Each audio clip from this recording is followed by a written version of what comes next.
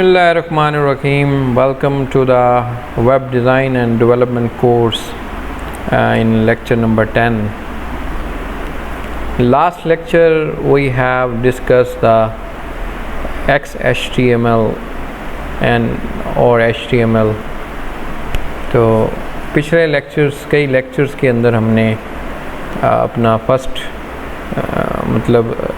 Second chapter complete किया जो कि HTML और XHTML पर मुश्तमिल था। उसके अंदर हमने काफ़ी डिटेल में XHTML के टैग्स और उसके बिल्डिंग ब्लॉक्स, सिंटैक्स और तमाम टूल्स एंड टेक्निक्स जो हैं वो सबसे पहले इंट्रोड्यूस की, उनकी एग्जांपल्स देखी और लास्ट वाले लेक्चर में हमने उसको कंक्लूड किया यूजिंग द डेवलपमेंट एग्जांपल्स। हमने अपनी डेवलपमेंट के लिए जो टूल यूज़ किया वो Notepad++ था। उसमें हमने कई एग्जांपल्स बिल्ड की और उसमें हमने देखा कि किस तरीके से हमने टैग्स का इस्तेमाल करके या उस टूल का इस्तेमाल करके वेब यानी एक बिगनर्स लेवल का डॉक्यूमेंट बनाया था। तो मैं उम्मीद करता हूँ कि आप सब ने प्रैक्टिस कर ली होगी उसकी और अपने कंप्यूटर्स में Notepad++ इंस्टॉल किया होगा और आपको उसके हवाले से जो मैंने असाइनमेंट दी थी वो भी बना ली होगी। तो आज हम चैप्टर 3 यानी अपना अगला करिकुलम का नेक्स्ट जो फेस है वो है हमारा CSS, वो हम स्टार्ट करने लगे हैं, जिसको हम कैस्केडिंग स्टाइलिंग शीट या स्टाइल शीट्स कहते हैं। तो ये काफ़ी इम्पोर्टेंट पर्सपेक्टिव के हवाले से बात होगी, यानी डिज़ाइनिंग पॉइंट ऑफ व्यू से। अभी हम यानी फ्रंट एंड डिज़ाइन कर रहे हैं वेब पेजेस का। इसके बाद हम आगे चल के मज़ीद मिडल एंड यानी सर्वर की बात करेंगे और फिर डेटाबेस की बात भी होगी ऑफ कोर्स। तो ये सारी चीज़ें आएंगी। आज के लेक्चर के अंदर हम बेसिकली एक तो मोटिवेशन देखेंगे, कुछ देखेंगे कितनी तरह की शीट्स होती हैं, style sheets, style specification formats क्या होते हैं, सिलेक्टेड फॉर्म्स होते हैं कुछ, और प्रॉपर्टी वैल्यू फॉर्म्स होते हैं, एग्जाम्पल ऑफ प्रॉपर्टीज़ यानी font, list, colour, text align और बैकग्राउंड इमेजेस वगैरह की बात करेंगे। जहाँ तक मैं बात करूँ अगर CSS की, तो HTML का जो ताल्लुक़ होता है वो भी इसी हवाले से होता है कि आपकी जो वेब का इंटरफेस होता है उसको बेहतर बनाना होता है।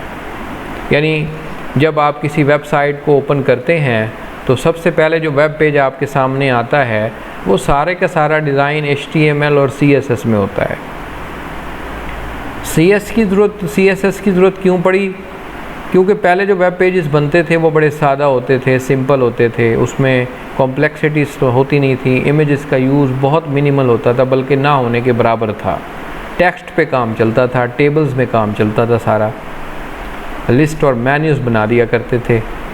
ये इमेजेस, ग्राफिक्स, कलर्स और एनिमेशंस, ये सारी चीज़ें जब वक्त के साथ साथ आती गई वेब पेजेस के अंदर, तो फिर वेब पेजेस बड़े कॉम्प्लेक्स होना शुरू हो गए। उनके अंदर कॉम्प्लेक्सिटी का जो आंसर है वो बढ़ता गया, in the form of images, in the form of animations, in the form of different colour schemes, in the form of videos. तो आजकल के जो मॉडर्न वेब पेजेस हैं उनको आप देखते हैं तो आपको बहुत से एक यूज़र फ्रेंडली, कलरफुल इमेजिंग का इस्तेमाल बहुत ज़्यादा, एनिमेशंस का इस्तेमाल बहुत ज़्यादा नज़र आता है। और वो किस टूल के थ्रू पॉसिबल है? ऑफ कोर्स CSS के थ्रू पॉसिबल है। Consider the management of corporate website, the site identity यानी look and feel, corporate image must be maintain. यानी साइट की जो अपनी आइडेंटिटी है जिसको पहचान सकते हैं। फ़र्ज़ करें आप google.com पे चले जाएं, फेसबुक पे चले जाएं, या इसके अलावा दूसरी जो वेबसाइट्स हैं, यूट्यूब है, या इसके अलावा कोई बेस मुल्तान की वेबसाइट पे चले जाएं, तो हर किसी की अपनी आइडेंटिटी है। आइडेंटिटी लुक एंड फील से बनती है, इमेजेस से बनती है, कलर से बनती है, आइकॉन जो लगा होता है उससे बनती है। Changes in the site identity must be implemented across the entire sites. तो ये जो चेंजेस हैं ये ही आइडेंटिटी को इम्प्लीमेंट करती हैं पूरी साइट के अंदर। A mixture of content and appearance is the data set is difficult to maintain. एक तो कंटेंट है, यानी जो डाटा आपने दिखाना है numerical and text form in this image form है।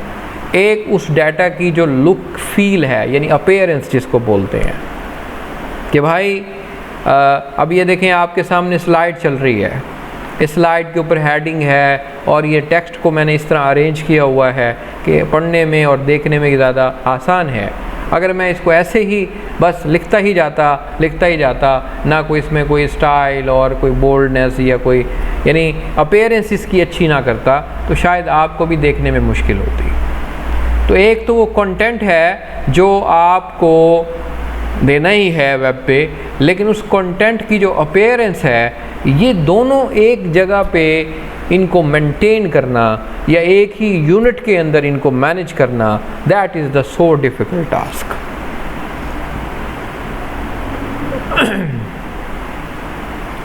तो स्टाइल शीट जो हैं वो इसी डाटा शीट के कॉन्सेप्ट से ईजाद हुई हैं। And HTML is necessarily mix styles content but style sheet help is to separation. HTML में हम कंटेंट भी डालते हैं, स्टाइल्स भी डालते हैं, लेकिन ये जो CSS शीट्स होंगी ये उनको सेपरेट करने में मदद फराहम करेंगी, यानी स्टाइल को अलग रखेंगी, कंटेंट को अलग रखेंगी। CSS provides the means to control changes the presentation of HTML documents। HTML documents हम बना लेते हैं, उसमें वो सारे टैग्स हैं जो हम पढ़ चुके हैं, लेकिन उस कंटेंट की, उस डाटा की प्रेजेंटेशन को हम चेंज CSS से कर सकते हैं। The style sheets allow you to impose a standard style on the whole document or even a whole collection of documents। Style sheets आपको मुख्तलिफ स्टैंडर्ड्स के स्टाइल आप डॉक्यूमेंट में डाल सकते हैं, अपने वेब के डॉक्यूमेंट में, या उन तमाम जो स्टैंडर्ड्स के जितने भी आप डॉक्यूमेंट्स यानी 1 हो या 10 हों, उन सब पे आप वो स्टैंडर्ड स्टाइल अप्लाई कर सकते हैं। अब CSS 1 स्पेसिफिकेशन सबसे पहले आई 96 के अंदर, CSS 2 स्पेसिफिकेशन आई 98 के अंदर, और CSS लेवल 2 रिवीजन जो हुआ ये 2.1 कहते हैं इसको, और ये कैंडिडेट WC3 यानी मेन इसका जो प्रोटोकॉल है जो HTML में मैंने एक्सप्लेन किया था, और फाइनली CSS 3 भी अब आ चुकी है मार्केट में, अंडर डेवलपमेंट ये आप कह सकते हैं, बल्कि अब इस पे लोग काम कर रहे हैं। अब हम आगे देखते हैं लेवल्स ऑफ, ये अब तक बात मैंने इंट्रोड्यूस कर ली कि CSS का क्या रोल है। लेवल्स ऑफ स्टाइल शीट्स क्या होती हैं? 3 लेवल्स होते हैं जी स्टाइल शीट्स के, inline, document level and external sheets. पहला लेवल होता है inline. Inline specified for the specific occurrence और a tag and apply to the tag. यानी इनलाइन का मतलब ये है कि आप टैग के ऊपर, एक टैग के ऊपर जब आप कोई चीज़ अप्लाई करेंगे या उसकी स्पेसिफिक अकरेंस पे अप्लाई करेंगे, तो बेसिकली वो इनलाइन शीट्स लेवल होगा उसका, यानी हम टैग के ऊपर जब ये काम कर रहे होते हैं, यानी टैग लेवल पे जब बात करेंगे यानी फर्ज करें बोल्ड का टैग है, बोल्ड टैग पे CS अप्लाई करेंगे तो इनलाइन लेवल होगा उसका। The fine grain style which defeated the post to style sheet, uniform style, fine grain style, uniform style, ये आगे इनको अप्लाई करके हम देखेंगे। Document level style sheet apply the whole document which is appear. इससे नाम से जाहिर है कि अब यहाँ पे CSS का रोल जो होगा वो पूरे डॉक्यूमेंट पे होगा, एक या एक से ज़्यादा डॉक्यूमेंट्स। तीसरा जो है वो एक्सटर्नल लेवल है, that can be apply to the number of documents. ये भी हम नंबर ऑफ डॉक्यूमेंट्स पे अप्लाई कर सकते हैं, यानी एक डॉक्यूमेंट से दूसरे, दूसरे से तीसरे, and so fourth. When more than one style sheet applies to a specific tag in the document, the lowest level sheet has the precedence। अगर आप सारे के सारे लेवल्स अप्लाई करेंगे तो जो सबसे आपका lowest style sheet has precedence होगी, यानी फर्स्ट करें टैग का सबसे पहले अप्लाई होगा, डॉक्यूमेंट का उसके बाद में अप्लाई होगा, तो इसकी प्रेसिडेंस कुछ इस तरीके से है। इसको हम आप देखें हायरार्की से देखते हैं। बेसिकली आपका ये जो ब्राउज़र है, यहाँ से देखें, ये इंडिविजुअल हमारा एलिमेंट है, यानी ये डाटा है, ये हमारा HTML का वेब पेज है, इसके ऊपर जो है वो हम CSS की लेयर लगाते हैं और फिर उसके ऊपर फिर ब्राउज़र उसको शो करता है। नीचे से आप देखें तो यहाँ से आप देखें वेब ब्राउज़र से आप कोई वेब पेज ओपन करते हैं तो CSS फाइल, उसके बाद वाला लेवल वेब पेज का होता है और उसके बाद वाला लेवल जो है वो इंडिविजुअल एलिमेंट का होता है। तो ये आप देखें हेडिंग्स, तो ये सारी चीज़ें इसमें शो हो रही हैं। तो ये इस तरीके से आप देखें। Inline style sheet appear in the tag itself, जैसे मैंने कहा है डॉक्यूमेंट शीट जो है वो आपके पूरे डॉक्यूमेंट यानी हेड ऑफ डॉक्यूमेंट से स्टार्ट होती है और एक्सटर्नल शीट्स जो हैं वो सेपरेट फाइल्स में भी आप रख सकते हैं। उनका लिंक फिर हम देते हैं। लिंक ऑलमोस्ट वही माइम टाइप्स अगर आपको याद हों जो हम HTML में पढ़ाए हैं उसका इस्तेमाल करके, जैसे टेक्स्ट CSS लिंक देते हैं उसका, फिर वो लिंक बताता है कि उसमें कोई इमेज है, वीडियो है, क्या भला है, वो उसमें शो होती है। यहाँ देखें link REL is equal to double quotes मैंने लिखा स्टाइल शीट, टाइप इसको मैंने लिखा टेक्स्ट और CSS और उसका href के अंदर मैंने जो वेब का लिंक है वो दे दिया। तो ये इस तरीके से आप लेवल सेट करते हैं टैग लेवल पे। इनलाइन स्टाइल देख लेते हैं। General form style is equal to property 1, यानी स्टाइल कीवर्ड होगा, उसके बाद उसकी प्रॉपर्टी होगी और उसकी फिर आगे कोलन लगा के आगे वैल्यू देते हैं, सेमी कॉलन, फिर दूसरी प्रॉपर्टी और उसकी वैल्यू, फिर तीसरी एंड फिर, यानी इसी तरह n प्रॉपर्टीज़ हो सकती हैं और उनकी n वैल्यूज़ होंगी और आखिर में डबल कोट्स बंद कर देंगे। ये इसका जनरल सिंटैक्स हो गया, बड़ा सिंपल सा सिंटैक्स है। Style sheet appear at the list of rules that are content from the style tag. तो स्टाइल टैग से कहानी शुरू होगी। Style tag must be include is the type attribute CSS। तो यहाँ आप इसकी एग्जांपल देख लें, स्टाइल लिखा, उसके बाद टाइप यानी उसका प्रॉपर्टी है और उसकी वैल्यू है टेक्स्ट अंडरस्कोर ये /CSS। उसके बाद रूल लिखते हैं हम सारे इसमें और फाइनली ये हमारा स्टाइल टैग क्लोज हो गया। यहाँ पे आगे रूल्स हम देखते हैं। सिलेक्टर, अब सिलेक्टर अभी हम पढ़ेंगे तो आगे पता चल जाएगा। उसमें प्रॉपर्टी 1 उसकी वैल्यू, फिर प्रॉपर्टी 2 उसकी वैल्यू, फिर प्रॉपर्टी n और उसकी values and so fourth. External भी देख लें। Form is the list style, link content, यानी अब ज़ाहिर है एक डॉक्यूमेंट से दूसरे से तीसरे को जोड़ना है तो ज़ाहिर है उनके लिंक के ज़रिए हम जोड़ेंगे। तो ये सारी चीज़ें आगे चल के आएंगी एग्जांपल में। आगे हम बात करते हैं सिलेक्टर्स की कि सिलेक्टर्स क्या होते हैं। Simple selectors, selector is the tag name और list of tag name and separate by commas. तो सिलेक्टर होते हैं हमारे जिनको हम CSS के अंदर अपीयरेंस जिनकी सेट करना चाहते हैं, तो जिस टैग को हम सिलेक्ट करेंगे एक को कर सकते हैं, एक से ज़्यादा टैग्स को कर सकते हैं। अगर एक से ज़्यादा होंगे तो उनको हम सेपरेट बाय कॉमास करेंगे। तो यहाँ पे अब आप देखें, अगर हम यहाँ पे H1 यूज़ कर रहे हैं तो यहाँ फ़ॉन्ट साइज़ इज इक्वल 24। आपको याद होगा कि H1 को हम HTML में जस्ट दे देते हैं और हेडिंग वो दिखा देता है अपनी मर्ज़ी के मुताबिक, लेकिन अब मैं देखें उसकी यहाँ पे प्रॉपर्टी फ़ॉन्ट साइज़ दे रहा हूँ, फ़ॉन्ट साइज़ 24 pt, यानी मैं अब उसका हेडिंग 1 का फ़ॉन्ट साइज़ भी खुद मेंटेन कर रहा हूँ। तो ये CSS में कर सकते हैं। इसी तरह H2 और H3 का भी कर सकते हैं हम। Contextual selector apply only the element in the specified position और बॉडी, यानी यहाँ पे हम बॉडी भी डॉक्यूमेंट की चेंज कर सकते हैं। बॉडी यहाँ पैराग्राफ भी, उसके बाद फ़ॉन्ट साइज़ यानी पूरी बॉडी का क्या पैराग्राफ यानी फ़ॉन्ट का साइज़ होना चाहिए, ये सारी चीज़ें हम कंट्रोल कर सकते हैं। क्लास सिलेक्टर्स होते हैं। उसके बाद सिंपल सिलेक्टर तो बड़े सिंपल हैं। ये class used to allow the different occurrence of the same tag to have different style specification. A style class has a name which attached to the tag name. अब ये style का जो है वो हम कुछ इसके साथ एट्रीब्यूट हैं, जैसे p.narrow है उसकी प्रॉपर्टी और वैल्यू आ जाएगी, p.wide है। इसी तरह class the particular occurrence of the tag is the class attribute, या p क्लास आएगी उसके अंदर हम नैरो दे देंगे यानी पैराग्राफ के अंदर टैग के अंदर, उसके बाद p क्लास वाइड दे देंगे। इस तरह हम यूज़ करेंगे, यानी पैराग्राफ नैरो हो या वाइड हो, इस तरह की चीज़ें हम HTML में तो नहीं कर सकते, लिहाजा इसके थ्रू कर सकते हैं। Generic class can be define if you want to style apply to the more than one kind of tag. आप एक जेनेरिक टैग बना लें और फिर आप चाहते हैं कि मैंने सारे टैग्स पे यूज़ करना है वो, तो फिर एक ही टैग बनाएंगे, बाकी खुद ब खुद अप्लाई हो जाएगा। तो बाकियों में तो हम खुद जाके उस टैग के ऊपर अप्लाई करते हैं, लेकिन जेनेरिक सिलेक्टर में ये होगा कि आप एक दफ़ा वो बना लेंगे, बाकी फिर अप्लाई खुद ब खुद हो जाएगा। A generic class must be named and name must be begin with the period. तो ये पीरियड से स्टार्ट होती है। रियली बिग यहाँ पे उसके यहाँ पे H1 क्लास, उसके बाद रियली बिग और H111। तो ये H1 जितने भी होंगे उसके अंदर यूज़ हो जाएगा। उसके बाद P पैराग्राफ पे अगर अप्लाई करना चाहते हैं तो P क्लास रियली बिग और उसके बाद ये क्लोज, और ये फिर पूरे जितने भी पैराग्राफ टैग होंगे उन सब पे अप्लाई हो जाएगा।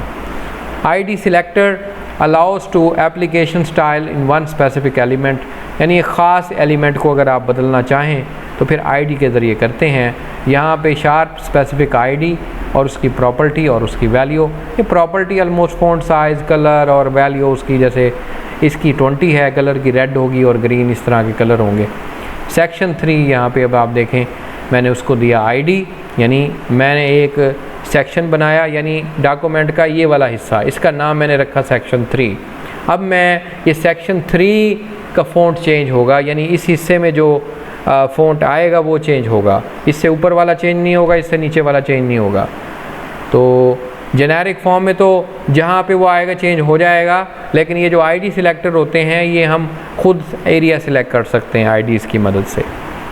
HTML डॉक्यूमेंट में हम ये सेक्शन ID लिखेंगे 3.property, तो सेक्शन 3 जहाँ से स्टार्ट होगा, यानी ये 3 जहाँ पे लिखा होगा वहाँ से फिर ये अप्लाई हो जाएगा। सूडो क्लासेस होती हैं। Pseudo classes are style that apply when the something happens rather than because the target element simply exist. Name begins with colon. Hover class applies when the mouse cursor is over. Hover कहते हैं mouse जब आप किसी text पे लेके जाते हैं, कुछ प्रेस नहीं करते माउस का, जस्ट आप वहाँ पे पॉइंटर ले गए तो वहाँ पे रुकेंगे, तो उस प्रोसेस को कहते हैं होवर। तो वो होवर का प्रोसेस होता है, माउस होवर कहते हैं। Focus class applies when the element has the focus, तो वो हमारा फोकस क्लास बनेगी। अब प्रॉपर्टीज़ देख लेते हैं जिनका अभी हम जिक्र करते हैं कि प्रॉपर्टी आएगा, वैल्यूज़ आएंगी, उनको अब हम देख लेते हैं कौन कौन सी हैं। बैकग्राउंड है, बॉर्डर है, आउटलाइन है, डिमेंशन है, फ़ॉन्ट है, generic content, list, margin, padding, positioning, print, table and lot of the properties. तो ये 12 तरह की प्रॉपर्टीज़ होती हैं CSS में, जिनको आगे हम डिटेल से देखेंगे यूज़ करके।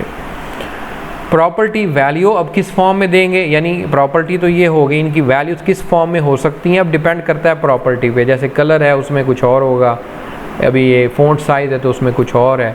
तो यहाँ पे लेफ़्ट स्मॉल कीवर्ड्स हैं, या लेंथ अब नंबर्स हैं, यानी डेसिमल पॉइंट्स।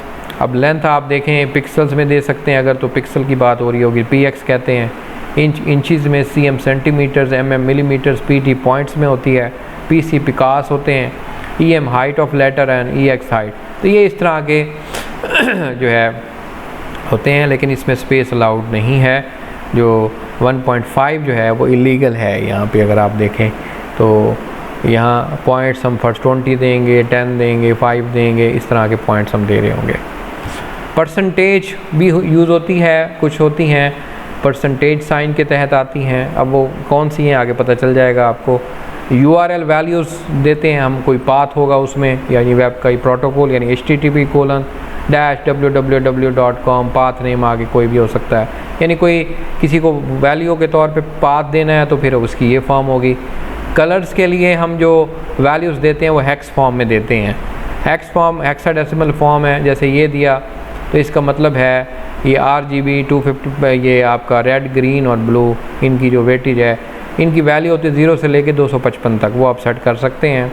तो यहाँ पे 255 और ये फुल है, ये भी फुल है और ये भी फुल, इनकी वैल्यू सेट कर सकते हैं और उसके मुताबिक ये हेक्स का कोड बनता है। Property value is inherited with all nested tag unless overridden. तो ये प्रॉपर्टी वैल्यूज़ जो हैं वो आप कह सकते हैं कि ओवरराइड भी होती हैं। फ़ॉन्ट के हवाले से बात कर लें, फ़ॉन्ट फैमिली होती है एक, यानी फ़ॉन्ट की लिस्ट, यानी नेम्स। वर्ड में जब आप बात कर रहे होते हैं तो यहाँ पे font family times new Roman, इसके अलावा वर्ल्डाना एंड एरियल वगैरह इस तरह के फ़ॉन्ट्स होते हैं, उनको हम कहते हैं फ़ॉन्ट फैमिली। फ़ॉन्ट साइज़ यानी उसकी लेंथ, यानी हम 20, 25, 10, 100 कितना करना चाहते हैं। फ़ॉन्ट स्टाइल में आ जाता है आपका इटैलिक या ऑब्लिक कहते हैं उसको, इटैलिक करना। वर्ड में आप इटैलिक करते हैं तो यहाँ भी इटैलिक हो जाएगा वैसे। वेट बोल्डर को कहते हैं, यानी बोल्ड करना, टेक्स्ट को लाइट करना। फ़ॉन्ट में फिर ये अब कैसे, ये देखें फ़ॉन्ट आएगा, यानी फ़ॉन्ट ये फैमिली, उसके बाद बोल्डर है, उसके बाद हमने उसको साइज़ दिया और आगे उस फैमिली का नाम है कि एरियल हाल्वेटिक। तो ये आपने इस ऑर्डर मस्ट बी, स्टाइल सबसे पहले आएगा, वेट आएगा, साइज़ आएगा, फिर फ़ॉन्ट का नेम आएगा। इसको आपने याद कर लेना है, ये आपने स्टाइल में देने हैं। लिस्ट प्रॉपर्टी देख लें, यानी लिस्ट वगैरह, वो अनऑर्डर लिस्ट हमने वहाँ भी देखी थी। तो CS में भी लिस्ट होती हैं मॉडर्न किस्म की। तो list style type can be, यहाँ पे आप देखें लिस्ट डिसेंडिंग ऑर्डर में दें या स्क्योर या सर्कल में दें। स्क्योर सर्कल मतलब ये है, ये डिसेंडिंग ऑर्डर इसका जो होता है वो बाय डिफ़ॉल्ट होता है और असेंडिंग आपको करना पड़ेगा। और आम तौर पर आप देखें कि लिस्ट के जो आइटम होते हैं उनका जो बुलेट होता है वो स्क्योर में होगा या सर्कल में होगा। इसी तरह यहाँ आप कैसे सेट करते हैं, ये आपने फ्रूट्स की हेडिंग दी, ये हेडिंग है। यहाँ मैंने अनऑर्डर्ड लिस्ट बना रहा हूँ, तो ये UL का टैग ओपन किया। यहाँ पे मैंने आइटम के लिए LI का टैग यूज़ होता है, आपको याद होगा हमने किया था XHTML में। स्टाइल की प्रॉपर्टी यूज़ कर रहे हैं, is equal to list style type descending, उसके बाद एप्पल यानी उसका नाम आइटम का, फिर दूसरा आइटम, फिर तीसरा आइटम, एंड सो फोर्थ, आखिर में टैग क्लोज हो जाएगा। टेक्स्ट एंड बैकग्राउंड कलर की बात कर लेते हैं। Colour property the specific colour of text, यानी टेक्स्ट का कलर या किसी चीज़ का कलर आप चेंज करना चाहते हैं तो स्टाइल टाइप टेक्स्ट /CSS, यहाँ पे th.red, यानी उस आइटम का, यानी उसमें अगर टेबल है, लिस्ट में एक आइटम है, th.red कर दिया तो colour is equal red, th और ऑरेंज कर दिया तो ऑरेंज, तो स्टाइल ख़त्म, यहाँ पे एलिमेंट का कलर चेंज हो जाएगा। बैकग्राउंड इमेजेस की बात कर लेते हैं। ऑफ कोर्स काफ़ी इंपॉर्टेंट हैं, आजकल की वेब में बैकग्राउंड इमेजेस काफ़ी वेरी करते हैं। यहाँ पे बैकग्राउंड रिपीट प्रॉपर्टी की है और पॉसिबल वैल्यू इसकी जो है वो रिपीट है, रिपीट X है और रिपीट Y है। बैकग्राउंड पोजीशनिंग है, अब वो आपने कहाँ लगाना है, इमेज टॉप पे लगाना है, सेंटर पे लगाना है, बॉटम पे, ये उसकी ज़ाहिर है वैल्यूज़ होंगी। बेसिकली एग्जांपल में हम बात करेंगे। अगला जो एलिमेंट है वो टेक्स्ट अलाइनमेंट है। अलाइनमेंट की बात जब होगी तो टेक्स्ट इंडेंटेशन की बात कर रहे हैं कि टेक्स्ट अगर वर्ड में बात करें तो टेक्स्ट अलाइनमेंट आप वर्ड में देखते हैं कि राइट, लेफ़्ट, जस्टिफाइड, सेंटर, ये सारी आप वर्ड में जानते हैं। तो इसका मतलब भी वही है कि टेक्स्ट को आप कहाँ अलाइन करना चाहते हैं। Some time with text followed around the element, तो फ्लोट प्रॉपर्टी वैल्यू इसकी लेफ़्ट, राइट या नन, ये सारी चीज़ें आती हैं। स्पैन और div टैग्स होते हैं, ये वही स्पैन और div हमने आपको HTML में भी यूज़ किए थे। और one problem the font properties there apply the whole element which often the large, तो सोल्यूशन है new tag to define the element, यानी कुछ ऐसे फ़ॉन्ट प्रॉपर्टीज़ होती हैं जिनको आप पूरे एलिमेंट पे अप्लाई करना चाहते हैं, तो उसके लिए फिर ये टैग इस्तेमाल होते हैं। स्पैन, यहाँ स्टाइल इन टेक्स्ट, उसके बाद मैंने डॉट बिग रेड और यहाँ पे वही स्टाइल मैंने सिंटेक्स, फ़ॉन्ट का साइज़, फैमिली और कलर दिया। उसके बाद पैराग्राफ P लिखा, नाउ इज़ स्पैन क्लास। तो ये अब आप देखें कि यहाँ पे मैं स्पैन क्लास यहाँ से ख़त्म कर रहा हूँ, यहाँ से शुरू हुई बिग रेड। यहाँ पे अब ये होगा कि ये पैराग्राफ जो लिखा है आपने या इसके बाद जो भी पैराग्राफ आप लिखेंगे वो इस कलर और इस फैमिली से रिलेटेड होगा। Span tag is similar to the other HTML tag, they can nested, यानी इसको आप नेस्टिंग कर सकते हैं, जैसे आप दूसरे HTML टैग में हम नेस्टिंग देखी थी। Another tag is useful style specification is the div use to create the document section. अब ये डॉक्यूमेंट के सेक्शन बनाने के लिए, यानी उनको डिवाइड करने के लिए इस्तेमाल होता है।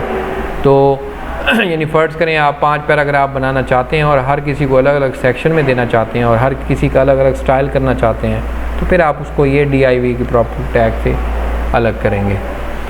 तो आज का लेक्चर मैं यहीं पे ख़त्म करता हूँ। बेसिकली आज के लेक्चर में हमने बात की एक तो CSS होती क्या है, मोटिवेशन क्या है, कितनी लेवल की शीट्स होती हैं, सिलेक्टर फॉर्म्स क्या हैं, उसमें फिर हमने simple, generic, ID and pseudo classes देखी, फिर प्रॉपर्टीज़ की बात की, वैल्यूज़ की बात की और तमाम प्रॉपर्टीज़ देखी जो होती हैं 12 किस्म की, और आखिर में स्पैन और div टैग्स की बात की। तो इनको आप देखेंगे अपने तौर पे, बुक में भी देखेंगे, नेट पे भी देखें, और एक वेबसाइट है जिसमें जाके आप अच्छे तरीके से एक्सप्लोर करें। w3schools.com वो एक ज़बरदस्त वेबसाइट है, वहाँ पे आपको CSS के सारे टैग्स की एग्जांपल्स और हर चीज़ मिल जाएगी, वो भी आप फॉलो किया करें। साथ साथ दूसरी भी काफ़ी सारी वेबसाइट्स हैं जो आपको काफ़ी हेल्प आउट करेंगी। अगले लेक्चर को हम इसका दूसरा हिस्सा स्टार्ट करेंगे और फिर इसकी एक एग्जांपल होगी। तो तब तक के लिए खुदा हाफिज़।